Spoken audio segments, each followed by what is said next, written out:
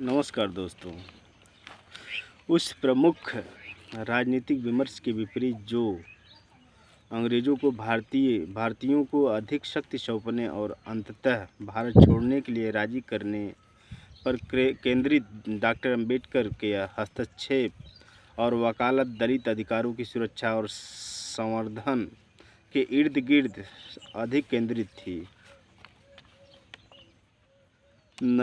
नतीजतन उनका अक्सर भारतीय राष्ट्रीय कांग्रेस से टकराव होता था। उन्होंने अछूतों के लिए राजनीतिक सुरक्षा उपाय स्थापित करने की दिशा में काम किया, जिनमें से पहला साउथ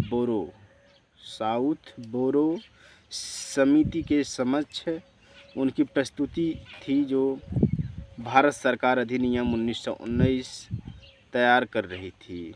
1930 के दशक की शुरुआत में गोलमेज सम्मेलन के सभा यहाँ उन्होंने पिछड़े वर्गों के लिए अलग निर्वाचन मंडल की जोरदार वकालत की।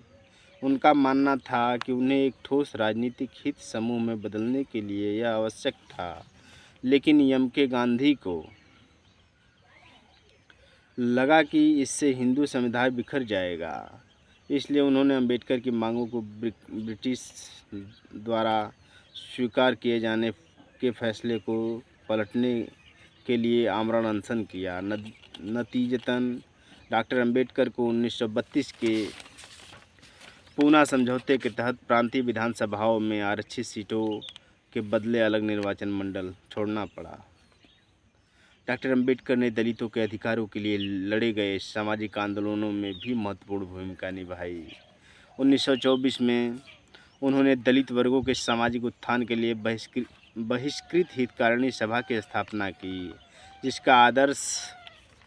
जिसका आदर्श वाक्य था, शिक्षित बनो, आंदोलन करो, संगठित हो जाओ। 1927 में रायगढ़ जिले में स्थित महाड में एक दलित वर्ग सम्मेलन आयोजित किया गया था।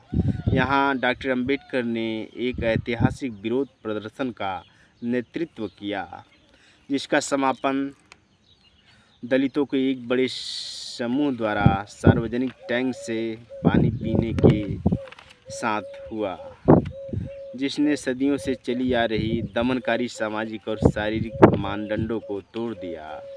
कुछ महीने बाद उन्होंने उसी स्थान पर मनुस्मृति का सार्वजनिक दहन किया। यह प्राचीन हिंदू कानून की किताब कई ऐसे ग्रंथों में सबसे प्रसिद्ध थी और अछूतों पर क्रूर सामाजिक और कानूनी प्रतिबंध लगाते थे। यह दहन दलितों द्वारा सामना किए जाने वाले सदियों पुराने भेदभाव और दमन के खिलाफ था।